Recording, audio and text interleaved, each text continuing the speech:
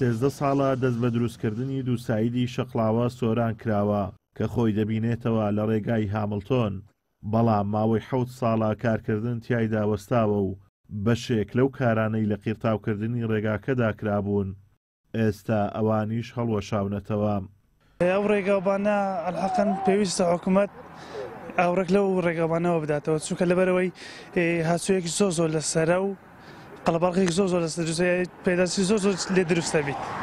بەخوا گەر هات بە بۆی تەواو کردمانە ئەو ڕێگایە زۆر خۆشتر و کاسەکارە ناسایی بۆ تەواوی میلەتەکەمان دەبوو.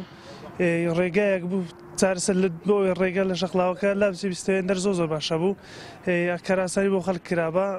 ئەو ڕێگایە تەواو بکرێتن بە تایبەتی ڕێگای ماوەران زۆر قازانجێکی باشە بیتن لەو هاوڵاتیان، چونکە ئێستاکە لە کاتی بۆنەکان بە تایبەتی جەژنی نەورۆزە ئەوانە هەمووی کە خەڵکەکە ئەگەر تۆ جاروێ نزیکەی تا دووریەکەی هەتاکنەمە دێتن، یعنی لەو دیۆڕات نزیکەی 2 کیلۆمەتر 3 کیلۆمەتر ئەو دووریە دێتن، بەس خەڵکەکە چاوەڕێیەکە ڕائەوەستی.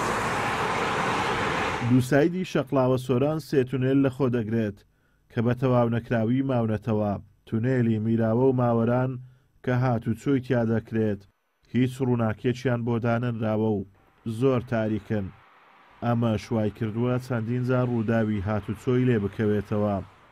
ئەو تونێلەکە پێرێن تونێلی میراوە ڕووناچی تێدانیا، هێماکانی هاتوچۆی تێدانیا، هەروەها تاریکیشە چەند جار عادسە لەناو ئەو تونێلە ڕووەدا بەوەی نەبوونی هێماکان و ڕووناچی. بەێ وەڵی لەبەر تاریکیە کە داخلی تونێلی چاوت تێکەچتن حادیسەی زۆر لێ ڕۆداتن ڕاستی ئەم بەخۆم ڕ عادیسەم لێ دیتێ وەڵا بخۆم عادیسەم لێ کردیا کە داخل بمە عادیسەی لێبیتن ڕاستی. ڕێگای هامڵتۆن بە یەکێک لە ڕێگا استراتیژیەکانی هەرێمی کوردستان دادەنرێت کە بە درێژایی 180 کیلۆمەتر لە پارێزگای هەولێر درێژ دەبێتەوە تاوەکو خاڵی گومرجی حاجی ئۆمەران.